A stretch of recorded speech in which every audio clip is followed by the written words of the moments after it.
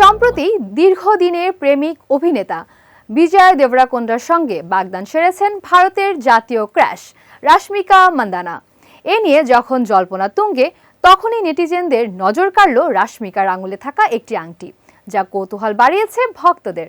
সম্প্রতি নিজের ইনস্টাগ্রাম অ্যাকাউন্টে একটি রিল ভিডিও পোস্ট করেন রাশমিকা। সেখানে দেখা যায় পোষ্য কুকুরের সঙ্গে খেলছেন তিনি। তবে ভক্তদের নজর ছিল মূলত তার অনামিকার চকচকে আংটির দিকেই। অনেকেই মনে করছেন এটি তাদের বাগদানের আংটি। এরই মধ্যে একাধিক ভারতীয় সংবাদ মাধ্যমে রাশমিকা ও বিজয়ের আংটি বদলের খবর প্রকাশ পেয়েছে।